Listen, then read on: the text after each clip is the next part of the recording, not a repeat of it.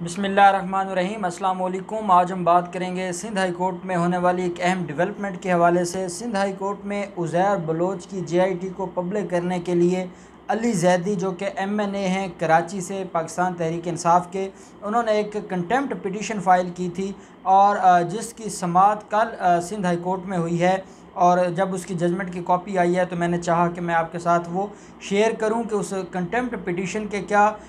Contents हैं और फिर उस जजमेंट के अंदर जो तलब किया गया है चीफ़ सेक्रेटरी को और उनसे सवाल पूछा गया है कि वो आकर अदालत में जवाब दें कि उन्होंने आज तक वो कंटेम्प्ट जो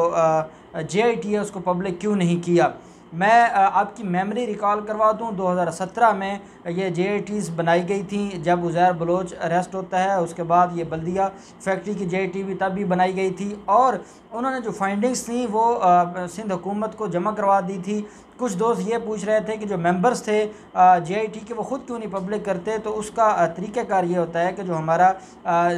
जो इन्वेस्टिगेशन का या इंक्वायरी का या कमीशन जो हमारा लॉ है वो ये कहता है कि जैसे हमने बाक़िर नजफ़ी केस में देखा था कि बाक़िर नजफ़ी साहब ने मॉडल टाउन केस में रिपोर्ट तो सबमिट करवा दी थी लेकिन वो ख़ुद पब्लिक नहीं कर सकता था क्योंकि हमारे कानून ने लिख दिया है कि ये जो सूबाई हुकूमत होगी ये उसके इख्तियार में है कि वो उसको पब्लिक करे, और अगर सूबाई हुकूमत उसको पब्लिक करेगी तो वही वैलिड होगी, इसके अलावा अगर कोई और पब्लिक करेगा तो वो वैलिड नहीं होगा। इसलिए ये पॉइंट क्लियर कर लें। अब जब 2017 में ये JITs की रिपोर्ट्स सबमिट करवा दी गई थी तो उसके बाद PTI के जो मौजूदा MNA हैं, तब ये MNA नहीं थे, इन्होंने एक पिटीशन फ़ाइल की थी और जिसमें ये प्रेयर की थी अदालत से कि ये जो 3-4 बड़े अहम केसेस हैं कराची के अंदर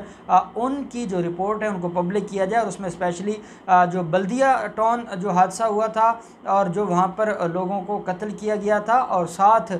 जो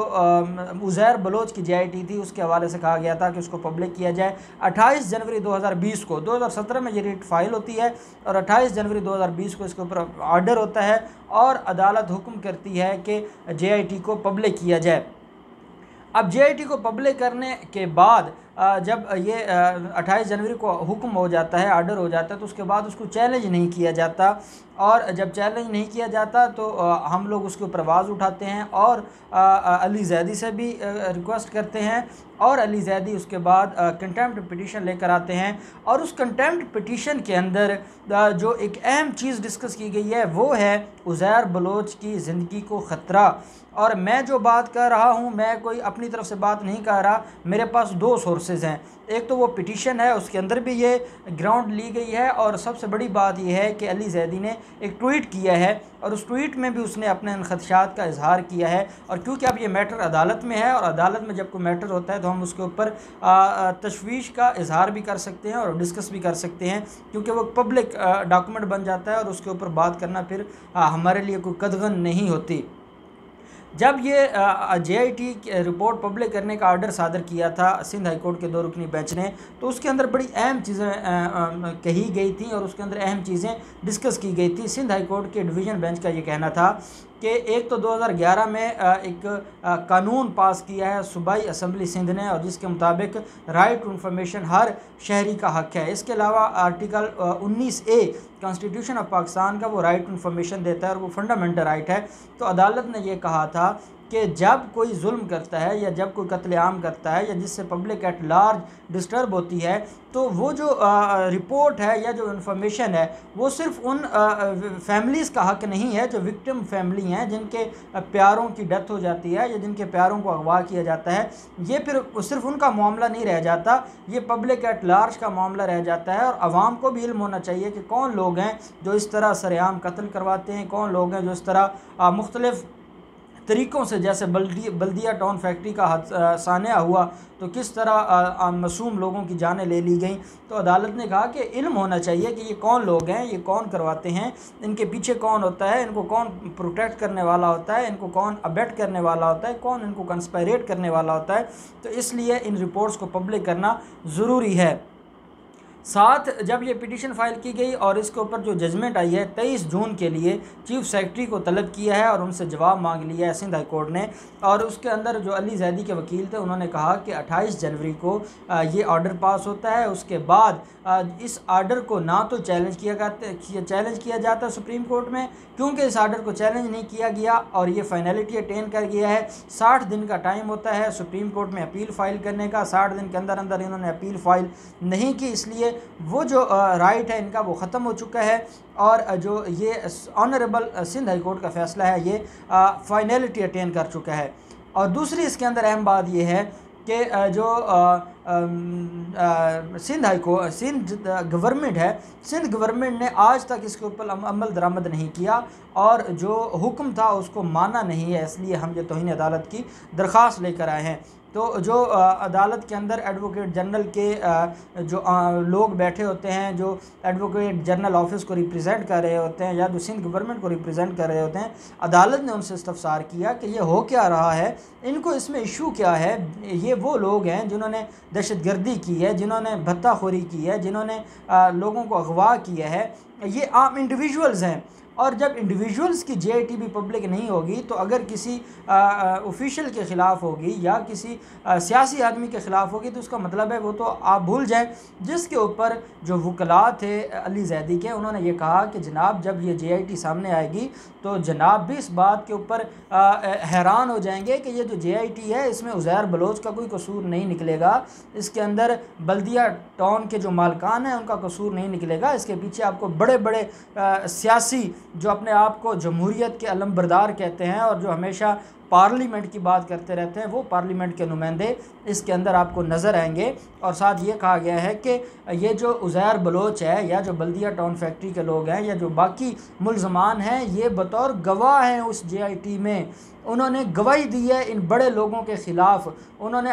एक एक चीज़ बताई है, उन्होंने कहा है कि वो अकम्पलिस बनने को तैयार हैं, वो वादा माफ गवाह बनने को तैयार हैं। वो ये बताना चाहते हैं कि किस तारीख़ को किसने उनको हुक्म दिया और किन के हुक्म पर किसको कत्ल किया गया, किसके हुक्म पर किसको अगवा किया गया, किसके हुक्म पर किससे भत्ता लिया गया। वो एक एक चीज़ जेआईटी को बता चुके हैं और जेआईटी के अंदर वो ये बात भी कह चुके हैं कि अगर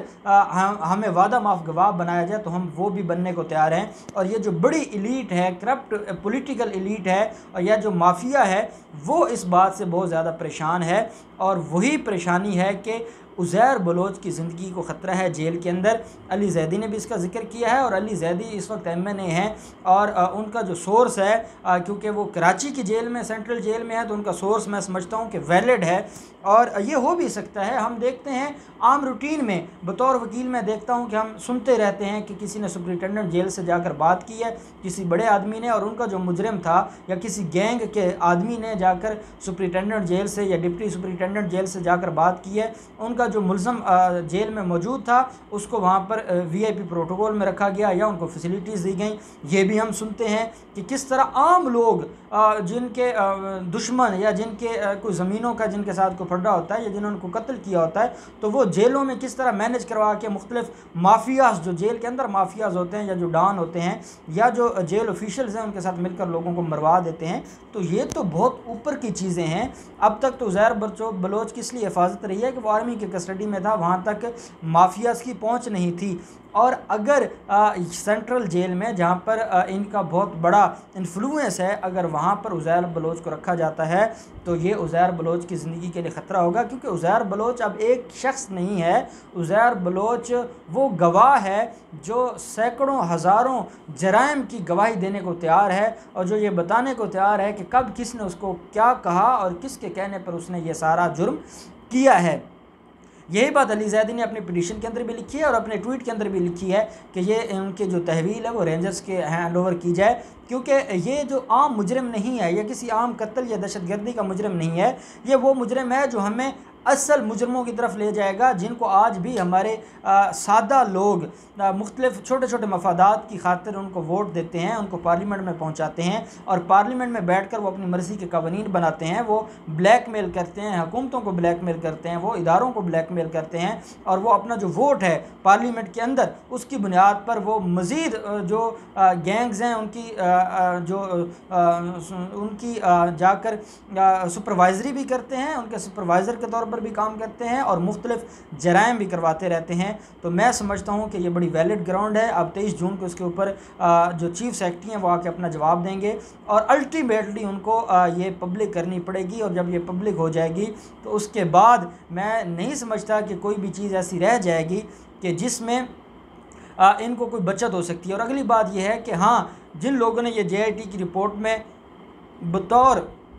JIT इन्वेस्टिगेशन ऑफिसर्स के काम किया है, चाहे वो पब्लिक नहीं कर सकते, लेकिन अगर वो रिपोर्ट पब्लिक होती है तो वो बता ज़रूर सकते हैं कि ये वही रिपोर्ट है या इसमें कहीं फॉर्जरी की गई है। और मैं नहीं समझता कितनी बड़ी गलती करेगी सिंध हुकूमत कि उस जो रिपोर्ट है उसको फोर्स करे और इसकी हर हाल में पब्लिक होगी और जब पब्लिक होगी तो ये सारे लोग इसके अंदर आपको नज़र आएंगे। और अगली हुकूमत पाकिस्तान से मेरी गुजारिश है कि अली जैदी का जो मुतालबा है वो बिल्कुल दुरुस्त है। उज़ैर बलोच की जो कस्टडी है वो रेंजर की तहवील में दी जाए, क्योंकि अगर वो सेंट्रल जेल में रहता है तो उसकी ज़िंदगी को ख़तरा है और उसकी ज़िंदगी के जाने से पाकिस्तान की सलामती को ख़तरा है, क्योंकि ये वो लोग हैं जिन्होंने उससे जासूसी करवाई है, जिन्होंने उनको इन्फॉर्मेशंस दी हैं और जिन्होंने उनसे कत्लेआम करवाया है। उन लोगों का मंजर आम पर आना और उनके ख़िलाफ़ गवाही देना बहुत ज़रूरी है। अब देखते हैं कि 23 जून को जो चीफ सेक्रेटरी हैं उसके ऊपर क्या रिपोर्ट देते हैं। जो भी डेवलपमेंट होगी हम आपको आगाह करेंगे। बहुत शुक्रिया।